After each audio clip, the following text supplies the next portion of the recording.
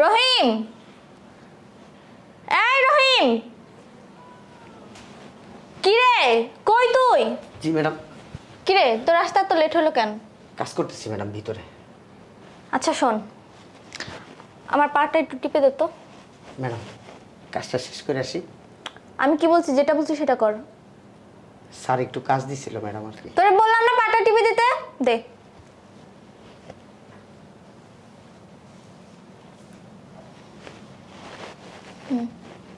টিপ আর টিপ, এই টিপ ভালো করে টিপ।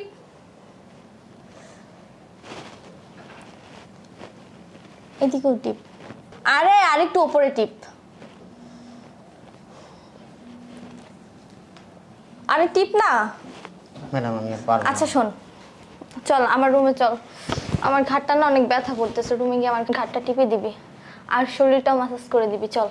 ম্যাডাম আমি পারবো না আপনার রুমে যে আপনার শরীর ম্যাসাজ। এই পারবি না মানে? তুই ভুলে যাস না তুই আমাদের বাসার কাজের লোক, চাকর। তোরে আমার বাবা দয়া করে আমাদের বাসায় রাখছে আর তুই বলিস পারবি না? তোকে যা বলবো তোর তাই করতে হবে। ম্যাডাম তার জন্য আপনার শরীর ম্যাসাজ করে দেবো আমি।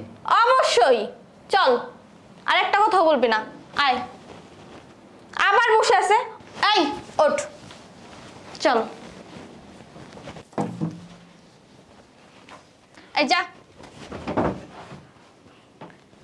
শোন, আমি এখন যা বলবো তাই করবে, আর যদি না করিস তাহলে আমি বাবাকে ডেকে বলবো তুই আমার ইজ্জত নষ্ট করার চেষ্টা করছিস। বাবাকে ডাকতে হবে না। আরে বাবা তুমি এখানে? বাবাকে ডাকতে হবে না, বাবা এসে গেছে। আরে বাবা বললো না, আমি যখন ড্রয়িং রুমে বসেছিলাম তখন ও আমার কাছে গিয়ে ও আমাকে খারাপ প্রস্তাব দেয়, আর আমি যখন খারাপ প্রস্তাবে রাজি না হই ও আমার কিছু গোসলের ভিডিও করছে, ওইসব ভিডিও নিয়ে ব্ল্যাকমেল করতেছিল, আর এর জন্যই আমি এখানে আসতে বাধ্য হইছি। ম্যাডাম আপনি মিথ্যা কথা বলেন কেন ম্যাডাম? আমাকে বাবা আমি এখানে কোনো মিথ্যা কথা বলতেছি না।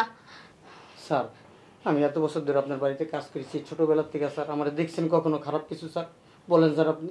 ম্যাডাম মিথ্যা কথা বলতেছে। ম্যাডাম পা টিপতে বলছে, আমি পা টিপতে পারবো না দেখে আমাকে জোর করে ওইখানে নিয়ে আসছে, তাই না? তুই আমার শরীর টিপা দিবি, শরীর ম্যাসেজ করে দিবি, এখানে আইনে আমার ধাক্কা দিয়ে ফালাই দিছে। স্যার বিশ্বাস করেন স্যার আমি এটা করি নাই স্যার। বাবা ও সব মিথ্যা কথা বলতেছে, ও নিজে বাঁচার জন্য ও এসব কথা বলতেছে, আমাকে ফাঁসাইতেছে। ম্যাডাম আপনি এগুলো কি বলতেছেন ম্যাডাম? আমি আপনাকে ফাঁসাবো কেন ম্যাডাম? আপনি আমার মনিব, আপনি আমার সব কিছু ম্যাডাম। আপনারা যদি এইভাবে আমাকে এরকম অপমান করতেছেন কেন ম্যাডাম? স্যার স্যার আমার নামে এইসব ক্লেম দিয়েন না স্যার, আমাকে বের করে দেন তাও ভালো, আমার চরিত্রে কালি লাগায়েন না স্যার প্লিজ স্যার। হয়েছে তোমার বলা শেষ? এই ছোট লোকের বাচ্চা তুই কেন মিথ্যা কথা বলতেছিস? হ্যাঁ তোর সাহস দেখ দিন দিন বেড়েই যাচ্ছে। স্যার আমি মিথ্যা কথা বলতেছি না স্যার। ওঠো। তুই যদি আমার সন্তান না হইতি না, তোর যে কি ভয়াবহ পরিস্থিতি আমি করতাম কল্পনা করতে পারতি না। তোর চরিত্র এত খারাপ, ছি ছি ছি। আমি তো সব কিছু দেখছি, আমার নিজের চোখে দেখছি। আমি অনেকক্ষণ যাবত এখানে দাঁড়ানো, শেষ পর্যন্ত মানে একটা বাসার কাজের লোক, তারপরও তোর বয়সটা কি আর ওর বয়সটা কি একটাবার মানে ভাবলি না? এটা শরীরের এত চাহিদা, আমাকে বল বাবা আমাকে বিয়ে দাও। বাবা তোমাকে তো আমি অনেকদিন ধরে বলতেছি আমাকে বিয়ে দাও বিয়ে দাও, তুমিই তো শুনতেছো না আমার কোনো কথা। ও মানে যে সমস্ত মেয়েদের বিয়ে হয় না তারা কি বাড়ির কাজের সাথে মানে শারীরিক সম্পর্ক গড়ে তোলে নাকি? হ্যাঁ ছি। স্যার আমি আপনাদের বাড়িতে আর কাজ করবো না স্যার। তুমি থাকতে চাইলেও আমি আর তোমাকে রাখবো না, কারণ আজকে হয়তো আমি মনে করি যে অনেক বড় একটা দুর্ঘটনার হাত থেকে আল্লাহ পাক আমাকে রক্ষা করছে।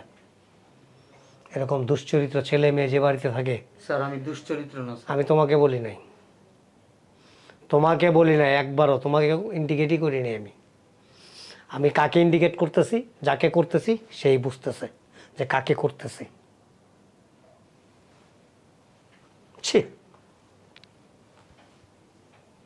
স্যার দোয়া করেন আমি আসি স্যার। শোনো,